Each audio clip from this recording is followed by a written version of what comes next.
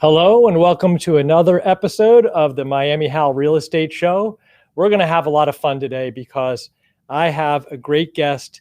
It is fellow realtor Sean Black. He's with Luxe Properties, and he's actually a friend of mine because when I met him on some property deal we did a while back, he's just one of those guys that you want to be around. He's a friendly guy. He's from Canada. We won't hold that against him. And he really knows what he's doing here. You know, there are bigger names out there, people that have been in real estate for 20, 30 years and are established here, but nobody's going to be better than Sean Black on your side. Thanks, Hal. Besides me, of course. But Sean, you tower above me even when I'm sitting. Hal, I tower above everybody. I get asked that a lot. You got to say you're sorry. No, Say I it. can't apologize for my. No, I want to hear the word sorry. That's all. No, I can't. I can't do it. All right. So anyway, I want to get right to it because our audience, as always, can look at us live, type in some questions, and then I'll look at them on the screen and we can answer them as we go along. But let's get us started, right? Mm-hmm. So we have a continued hot market in South Florida. Yeah. And it's not really South Florida. It's everywhere in this country. Yeah. It's an absolute, white hot market. Yes, it's a white hot market, red hot market for sure. It is. It's we were discussing earlier that it's funny because not a lot is happening, but we're extremely busy. Right. And I know that's a bit of a conundrum, but that's how it is. So our audience, potential buyers and sellers, would rather hear about what the market is going to be for them rather than for us. And sometimes I go in with other guests. We talk about what the realtors are feeling, but for a buyer that you're working with, what does it feel like to them? And what are you trying to accomplish with them right now? Well, for most of my buyers, to be honest, they feel a little bit frustrated. There's a couple of strategies that I'm evolving towards getting a better opportunity to get a contract. But right now I'm working with about 7 buyers. And it's pretty much the same show. Everywhere you go, everything you look at is pending very, very quickly, under contract very, very quickly. So if you have 7 buyers, as an agent, what is your desire for the personality type that you need to have with a buyer in order for you to create success for them? Well, you said this before. There definitely has to be a personality match. Right. You have to be both in sync. I have to know what they want, what's their criteria, what are they looking for, and do my best to fulfill that.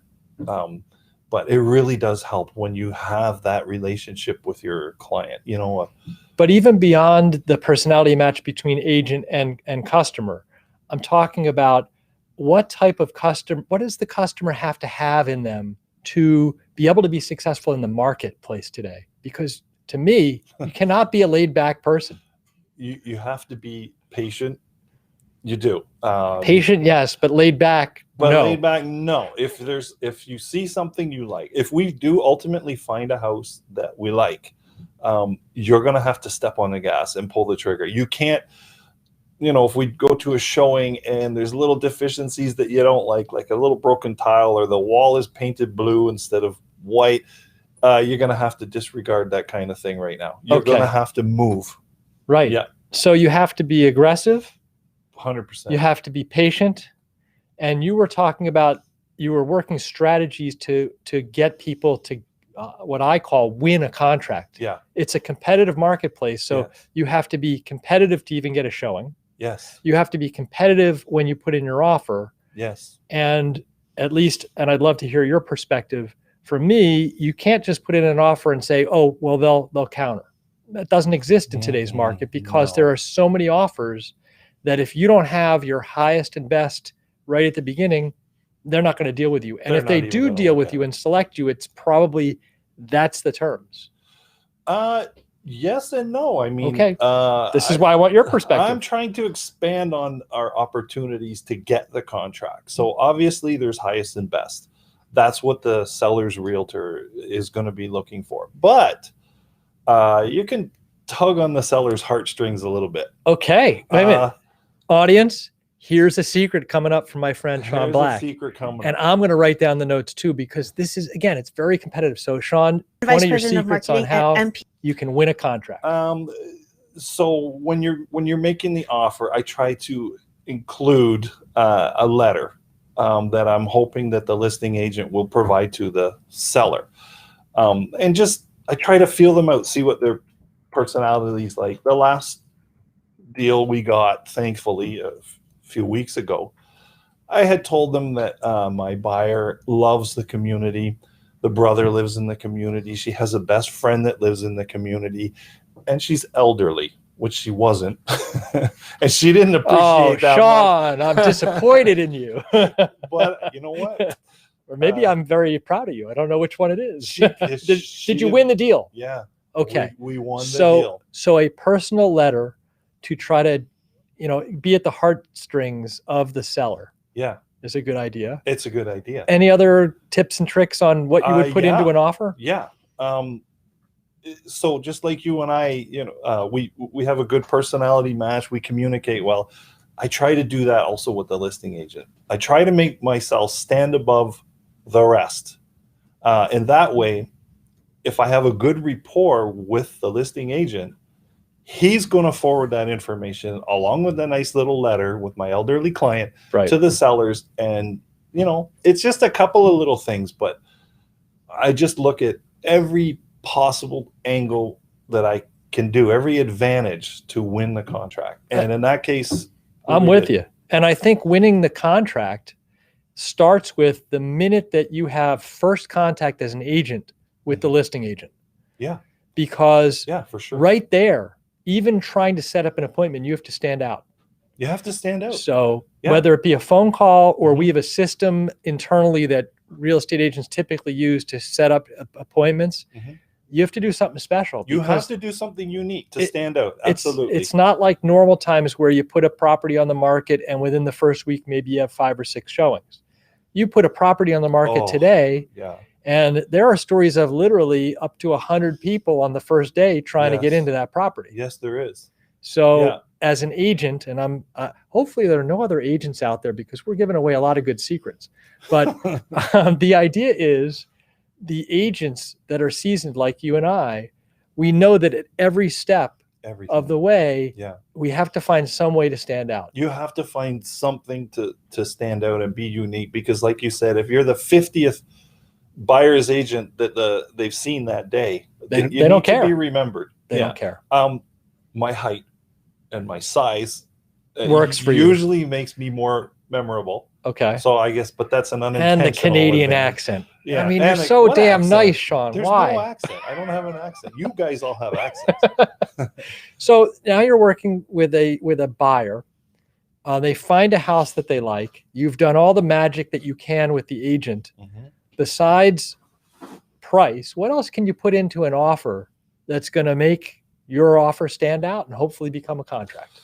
If you need to prepare your buyer, you need to have them fully ready to go if they see something they like, because something pops up on the market, you only have a day or two to decide. So you definitely need the pre-qualification letter, but not just an assembly line pre-qualification letter. I call it like that because there are some institutions out there that just you can literally call them and they'll provide you with a very basic. I'm gonna take a quick sidestep.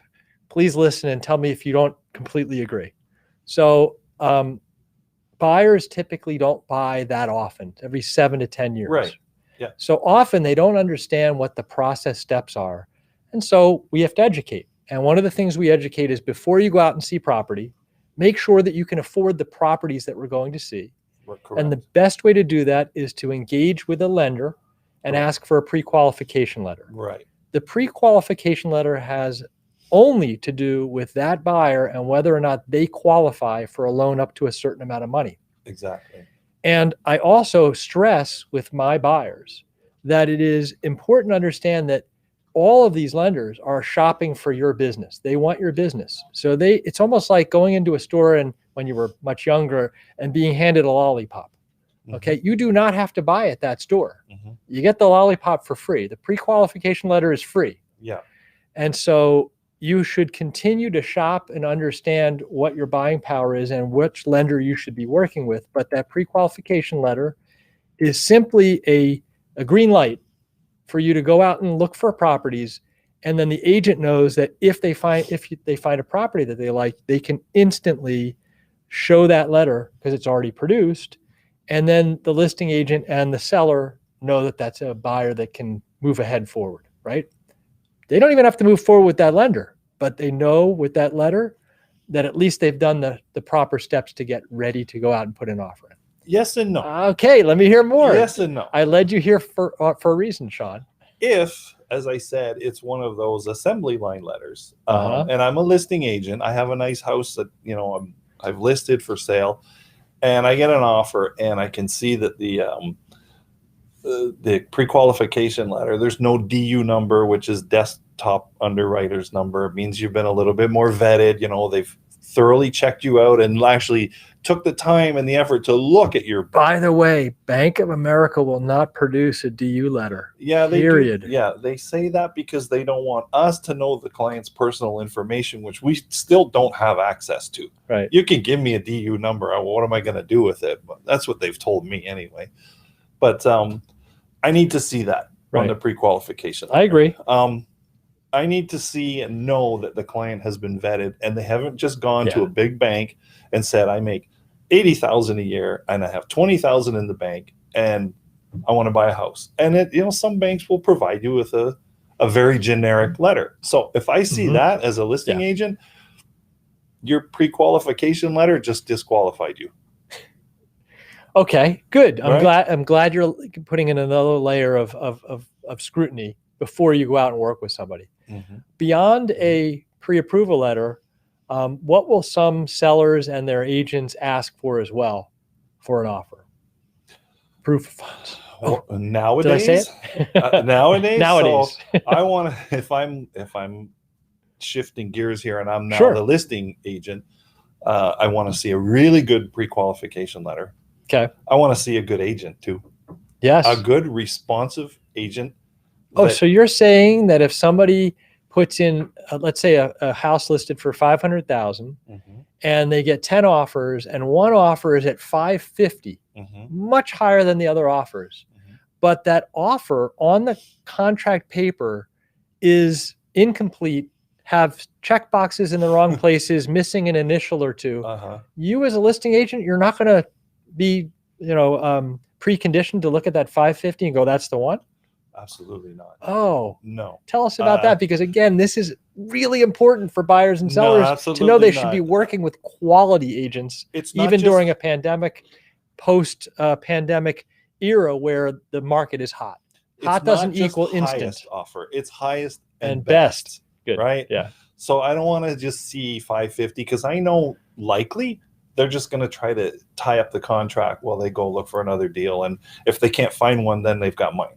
So I'm never going to let that happen. I'm going to look for highest and best. I'm going to look for an agent that I know that I can work with. And that was what we were talking about earlier, about standing out. And I got you to say about a few times. A boot. Okay, good. We're still waiting for a sorry to come out of there. I'm sorry. Okay. You're working with the proper agent. So I want to see a good pre-qual letter. I want to see a good contract. Like you said. Yeah. I mean, I had all one the pages? That had all the financing on it, and then it said that it would be the house would be purchased in cash. And I thought, I could let that go, but I called them and corrected it. That's another time, earlier, a year or two ago.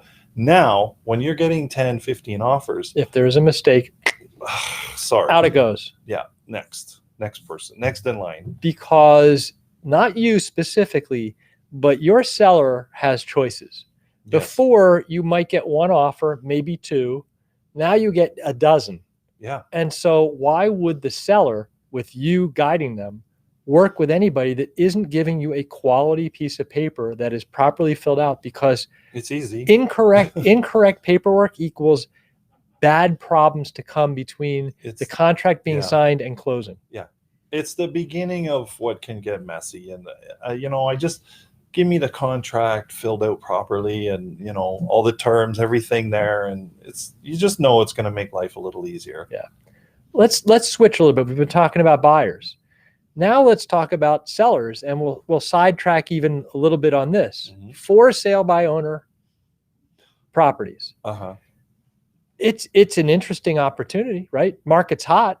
I don't need a professional to help me with this. I can do it all myself. Oh. Okay. You knock on the door of somebody that you know is for sale by owner, and you say, what? How do you talk to somebody that really believes and has already started the process of trying to sell a property on their own in today's market? What do you do? Well, I usually start off by saying, you're very smart to try to sell your own property and save some money. But there are some facts that they may not be unaware of that, we can actually sell it, generally speaking, for more than they can. Usually enough to cover the additional entire cost of the commission. Yeah. Because most for sale by owners, I believe, are saying, well, I can instantly save 6%, right? But the fact of the matter is they're not going to. First of all, most of the time, a buyer is going to be represented by an agent. Yeah. And if the seller really wants to do the deal, they're going to have to provide compensation for that agent to do their work. 99% of the time. So there's 3% right there. Yeah. So now they're down to saving 3%. Mm-hmm. And I don't know about you, but actually I do know about you. You and I, we negotiate real estate deals almost every day of our lives. Yeah. And a seller negotiates a real estate deal every 7 to 10 years, right? Mm-hmm. And I don't think, unless you're a professional negotiator, that you're going to out negotiate us. No. Because instantly a seller's got to have emotion, right? I'm selling my house. It's worth more than everything else on the block. Of course. You have some level of blinders on, right? So you knock on the door of the for sale by owner person, you tell them they're smart, and then what do you tell them? Also, to add to that, they don't have the same perception of the market that we do. Of course. We're in it every day. Every single day, I'm eating and breathing real estate. I don't leave it. Even when I'm on vacation, it's with me. The calls come in, So the whole perception of the market, how it's going up, how it's going down, what's it doing today is different than last week. That's all valuable, absolutely for us to know. And I use it to try to educate both buyers and sellers. Sometimes they don't for whatever reason accept it, but we breathe it every day. So what would you tell? We gave some secrets on how you work with buyers and what they can do to win a contract. What are some secrets for sellers in today's market? Because it's different than what you would normally say, right? In today's market? Yeah. What would you tell sellers? Well, it's pretty easy now to sell a house. I mean, as far as staging it. Wait a minute. Now I'm going to challenge you. It's pretty easy to sell a house today. Mm-hmm. Do you mean to get under contract or to close? Because those are two different things. They are two different things. Yeah, definitely to get under contract. Okay. These days it's a little easier now than it was, a year ago or 2 years ago, for sure. Oh, agreed. Because there's so much demand, right? So getting under contract's not a problem. All those little cosmetic things that I would normally advise someone, clean up their house or don't do it. This patch. What for? Right. You just told a buyer, if there's some broken tile or this is nicked up or whatever, don't worry about it. Right. So why would a seller go and prepare a home into perfection when buyers are willing to take the house because it's the area that they want and that's the only thing that's available? So they're willing to spend top dollar right now. They're willing to spend top dollar. So for those, every circumstance is different, of course, but generally speaking, I would advise let the small stuff go. I mean, I'm going to sell it for you regardless. What else do you tell a seller? In terms of what? Preparing to sell that? Yeah, I mean, all right, just anything. Why is today's market for a seller different than we'll call a year and a half ago? Why is the market different? Well, I mean, the market's a lot different. It's just hot on fire. I know if I price it correctly, still I have clients that want to take full advantage of the market and they want to price the house 20% higher than it is actually worth. It's if you do sell it, get it under contract, it still won't appraise. So you have an issue there. But I still keep them in check, right? $1 million house is not worth 1.5. Right. So I'm going to tell them, this is what your house is worth. I think it'll appraise for this. Let's bump up the asking price a little bit and see what happens. But I still keep them in check. I'm not going to market something. What do you tell somebody that, okay, I won't use such an extreme example as you just did, but somebody that's got something that you believe is truly going to appraise for $1 million, Mm-hmm. and you tell them to list for 1.1, Mm-hmm. would that be about right? By Yeah, the way? that'd be about Okay. right. Yeah. And they pound on the table and they say, I'm not giving you the listing unless you list for 1.25. What are you going to tell that seller? Geez, it's a tough one. Because $1 million sale is a nice commission, right? So Yeah. 1.25, or you're walking out the door without the listing. What do you tell them? I'm going to be as straight, dead honest with the client as I can. And I'm going to tell them, if we put it for 1.2, in a market that all the buyers agents know that it's only going to be worth 1 million, and we're putting it at 1.2, you're going to lose a window of opportunity. That first month is when all the calls come flooding in. And again, in a normal market right now, they're going to come in anyway, but I'm going to advise the seller, you may miss your opportunity here. So in a lot of cases, I'll make a deal with them. I'll say, look, we'll start out here, but we're going to reevaluate on a weekly basis. I was just going to ask you how frequently. Once a week. And you know what? I think I agree with you. I'm going to tell them I got one call and they didn't show up, and whatever it is, we need to reevaluate, and we're going to chase the market down. So if we should be around $1 million, I'm going to suggest, look, we need to drop it 50 grand. So I'm going to, because I've got a true story, which I believe I've told on the program before, but I'm going to make it an example here. We've got that same $1 million house, and the seller says to you, I trust you completely. The market's hot. Where should I list? And I want to sell within the first week. What do you tell them for a list price? And how do you approach that? If you want to sell it within the first week, you need to price it what I think appraisal will be. I'll get a second so opinion. You're going to price it at the appraised value price that you believe. And maybe slightly above. Okay. Yeah. I agree with you. And what should you then be telling your seller is going to happen the minute you put it on the market? What happens? Oh, you'll get 100 calls. Yeah. Right now. You'll get offers sight unseen. You'll get offers sight unseen. You'll get contracts. And then at that point, we're going to take the highest and best. Right. And you're underlining and best, because and highest doesn't necessarily mean it's going to close. No, it's happened to me where the seller insisted I take the highest, and we took the highest. And I found out later on it was just to tie it up in a contract while they went and looked for something else. And, you can put on MLS that it's active with contract, but still the calls drop right off. Nobody calls you, so. Let me finish off because we've got a couple of minutes here. I want to talk about not the buyers and sellers, but the agents that we're working with today, as opposed to the agents that we worked with 2 years ago. And what I mean by this is, and I don't have the exact number, it's somewhere in like 36 to 38,000 licensed real estate agents in Miami-Dade County. I heard it was closer to 50 now. Okay, could be. Like I said, I don't have the current numbers. And if it's that high, it's scary high. It's scary high. I don't think people truly understand the difference between somebody like you and me versus one of those others that have one of the 50,000 licensees. Yeah. And the difference really is that you can get a license relatively easily. And for that, I'm ashamed of our industry. Yeah. But let's say you happen to bump into one of those agents that is one of the 50,000 and not one of the top 1%. And they start talking to you, hey, I want to help you sell your house. They do not often have a track record and a regularity for selling homes. Maybe they do a deal a year. Some people have a license, it's inactive, and only when there's a market like this where there's they can opportunistically use their license, will they activate it. Yeah. So you've got right now, and this is really something that's biting at me, right? It's just killing me that all these licenses are now active. Yeah. And all these inexperienced agents have buyers or sellers that they are representing. And what happens is the very hot market also becomes a hot mess. Yeah. It becomes a mess because they don't even know how to set up showings.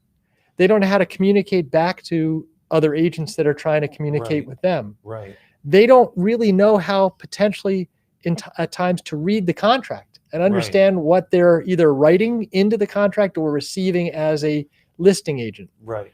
Tell me about your recent experiences with agents that are in the market Well, today. that's pretty consistent, those experiences.